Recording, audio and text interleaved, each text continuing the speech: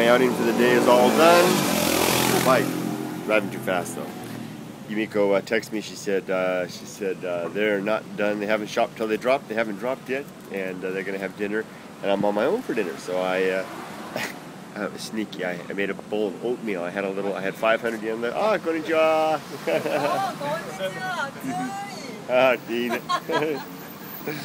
Some friends. I made a bowl of oatmeal. I had 500 yen left. I made a bowl of oatmeal, and I came down here and bought a beer. I bought 2 beers. I haven't had any beer for a while. Anyway, this little car right here, tiny little car, a bunch of 20-something boys showed up. Men, I guess they are. And they're all macho types, you know, their shirts off. And in Japan, the macho boys, here's one of them, right, sitting over there on the bench. And his buddies are inside. Right, looking at magazines and getting bad stuff. Being bad boys. Not bad boys, macho boys. In Japan, macho is very macho. Right? It's like, I remember when I lived in Southern California, Hispanic men would display a very macho element. And I'm sure that the macho is very evident in my own culture as well. It's just not so clear, it's not so evident to me because I live in it.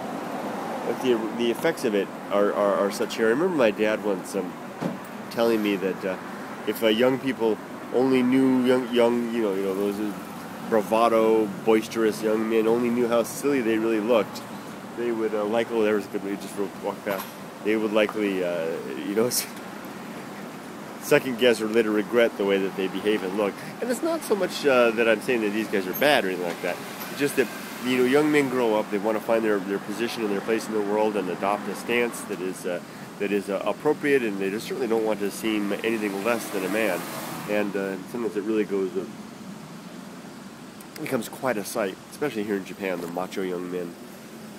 And of course, there's the whole mating thing. You know, the females of our species tend to want the best mate possible. I mean, that's what we are in the end. I mean, don't let's not fool ourselves into thinking anything different. Here's another one.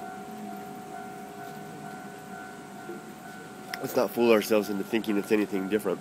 It's exactly like that. The females want the best male they can possibly find, and they're gonna and that typically is the one that displays the traits most commonly considered masculine and strong. And as a result, we have that behavior that demonstrates itself in so many manifest ways. Now they're all out here. They can hop in their little car, but they got their shirts on now. Can't show them though; they're too evident.